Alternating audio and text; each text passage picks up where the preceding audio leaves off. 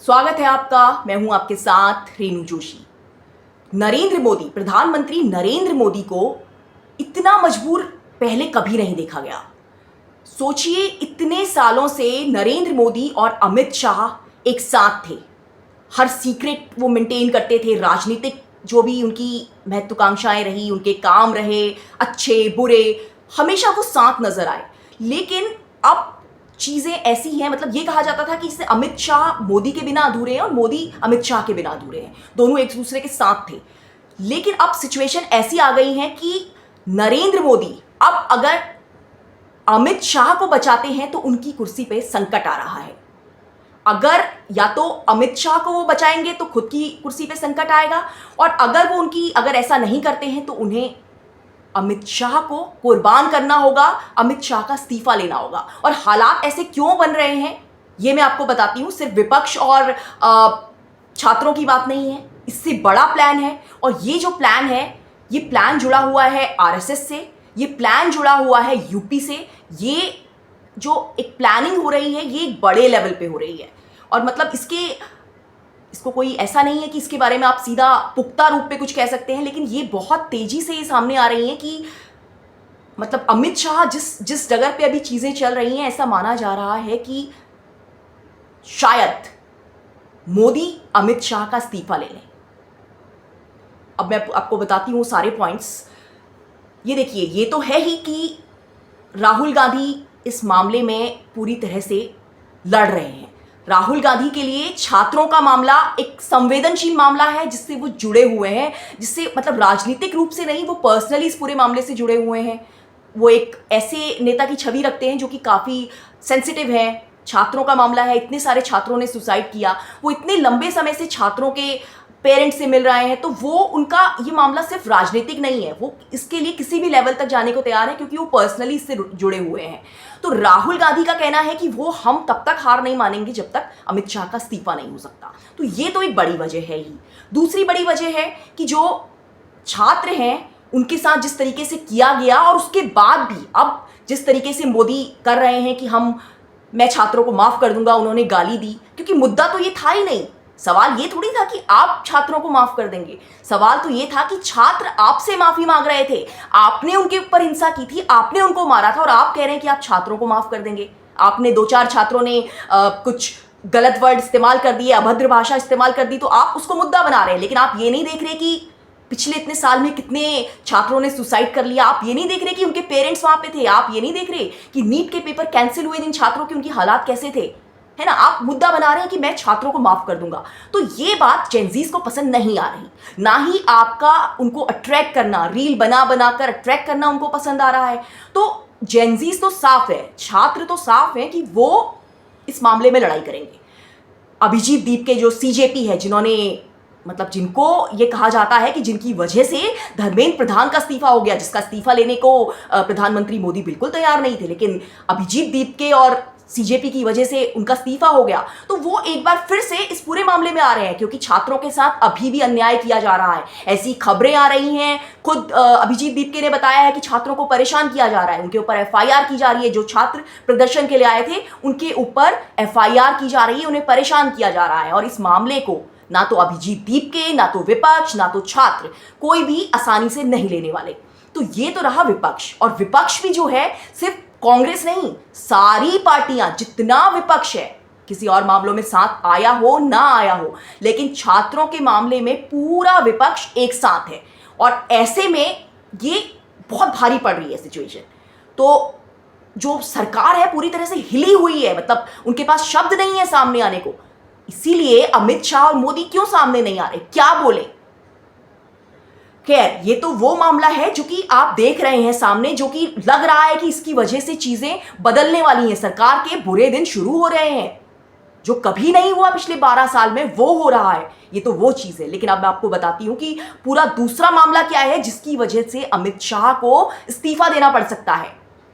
अमित शाह, आपने कभी अभी पिछले इतने दिनों में शायद अगर नोटिस किया हो, आरएसएस जो है वो अमित शाह के साथ नहीं खड़ा है।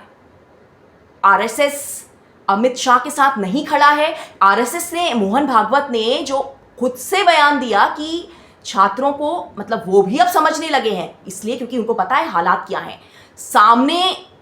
दरअसल मामला क्या है, सामने जो है यूपी का चुनाव है। यूपी का चुनाव हारना मतलब बीजेपी का केंद्र से बाहर हो जाना, मतलब ये जाहिर सी बात है। क्योंकि अगर आप सोचिए कि अगर यूपी में कहीं भी ऐसी सिचुएशन आती है कि बीजेपी अपनी सरकार नहीं बना पाती तो बड़ी मुश्किल हो जाएगी आगे।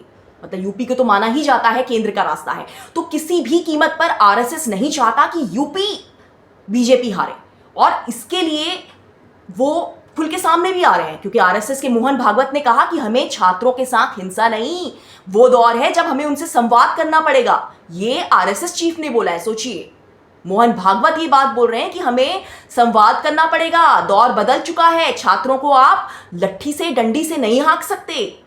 उनका कहना है हमें सॉफ्ट होना पड़ेगा towards students. We can't do कि वी आर जस्ट अपनी तरीके से हम उनको हाँक रहे हैं जैसे हम हमेशा हर किसी को हाँकते आए हैं। तो ये बात मोहन भागवत ने बोली, उनका साफ ये एकदम साफ था कि जो हुआ वो गलत हुआ। तो आरएसएस, और दूसरी चीज आप सोचिए, आप हर कोई जानता है कि अमित शाह और योगी के बीच वो राजनीतिक वैर रहा है, वो टसल रही है हमेशा से, वो सबको पता है। और ऐसे में अब यूपी अमित शाह की वजह से कोई भी गंवाना नहीं चाहेगा।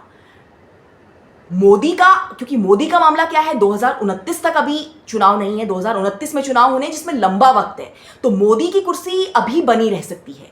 लेकिन अगर अमित शाह को नहीं हटाया गया तो कई और चीजें हो सकती हैं। तो ये पूरी तरह से संकट में फंसे हुए हैं, और आरएसएस कभी ये नहीं चाहेगा कि 2027 में होने वाले चुनाव, यूपी के चुनाव बीजेपी हारे। और इसके लिए आरएसएस के पास सिर्फ एक ही रास्ता है कि योगी और आरएसएस इस मामले में चर्चा करेंगे, क्योंकि यूपी की प्लानिंग होगी, और यूपी की प्लानिंग के लिए ये जरूरी है कि उसके पहले ही अमित शाह का इस्तीफा हो। अमित शाह का इस्तीफा होगा तो कम से कम यूपी का मामला आगे निकल जाएगा, यूपी का मामला नहीं फंसेगा। अभी आज देखिए यूपी विधानसभा भी शुरू हो गई है, वहां भी जमकर हंगामा हुआ है, नीट मामले पे हंगामा हुआ है, यूपी में वैसे ही सरकार चंदा चढ़ावा चोरी पे घिरी पड़ी हुई है।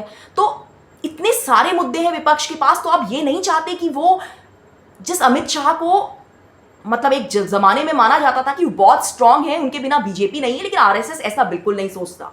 आरएसएस का मानना है कि हमको यूपी निकालना है, आरएसएस का मानना है कि चीजों को चलना है। तो आरएसएस अमित शाह के लिए बीजेपी को नहीं डुबोना चाहेगा। तो ये बड़ी वजह है, और ये जो मोहन भागवत का बयान था इससे कहीं ना कहीं मैच खाता है। और अब तो आप सोचिए कि सिर्फ मोहन भागवत क्या, बीजेपी के नेता जो इनके सीनियर नेता हैं, जो इनके मार्गदर्शक मंडल के जो नेता हैं, मुरली मनोहर जोशी, उन्होंने तक भी कहा कि जो छात्रों के साथ हुआ वो गलत था। इससे ज्यादा कोई और क्या बोलेगा? कोई ये थोड़ी बोलेगा कि अमित शाह का इस्तीफा होना चाहिए, वो तो हो जाता है। धर्मेंद्र प्रधान के इस्तीफे की भी लास्ट मोमेंट तक किसी को पता नहीं था, लेकिन इतने मजबूर हो गए थे कि करना पड़ा। तो अब बस यही है कि हालात तो ऐसे ही बन चुके हैं, और अब क्योंकि मोदी बचाएं तो अमित शाह को कैसे बचाएं? वो चाहते जरूर होंगे, क्योंकि अमित शाह उनके हर फैसले में, उनके हर काम में, उनके अच्छे में, उनके बुरे में, चाहे वो गुजरात का मामला हो, चाहे दिल्ली का मामला हो, कोई भी मामले हो, हर मामले में उनके साथ रहे। लेकिन जब अपनी कुर्सी की बात आती है तो आदमी सोचने पे मजबूर हो जाता है। और अमित शाह का जाना, अगर अमित शाह का इस्तीफा होता है तो ये मोदी के किले में सीधा अंदर घुसने वाली बात होगी। मतलब 2029 तक अगर आप बचा भी लेंगे तो उसके बाद आपके लिए बचाना मुश्किल हो जाएगा। बट वही है कि 2029 तक भी तब चीजें बचेंगी, यूपी भी तब बचेगा जब आप अभी अमित शाह का इस्तीफा लेते हैं। तो ऐसे हालात बन रहे हैं। अभी 9 अगस्त में फिर से जो है छात्र आंदोलन की बात कर रहे हैं। लेफ्ट के छात्र तो अभी पहले ही जंतर मंतर पर बैठे हैं। विपक्ष पूरी तरह से, लोकसभा में लगातार हंगामे हो रहे हैं, किसी भी मामले में आगे नहीं बढ़ पा रही लोकसभा, क्योंकि लोकसभा, राज्यसभा, संसद जो है, इसलिए क्योंकि हिंसा जो हुई है वो कोई बर्दाश्त नहीं कर रहा। राहुल गांधी ने साफ कर दिया है, हम इस मामले पे पहले अमित शाह का इस्तीफा लेंगे, उसके बाद ही हम आगे बढ़ेंगे चीजों पे। तो अब आप ना रील बना के, ना ही आप छात्रों को कुछ बहला के, फुसला के या ये बोल के कि हम आपको माफ कर देंगे, आप छात्रों को कुछ नहीं कर सकते, आप इस तरह से अट्रैक्ट नहीं कर सकते। और सबसे तीसरी जो एक और, हाँ मैं बताना भूल गई, जो सबसे अहम बात है, फिलहाल जो मोदी का गोदी मीडिया वाला जो टूल था वो पूरी तरह से फेल होता नजर आ रहा है।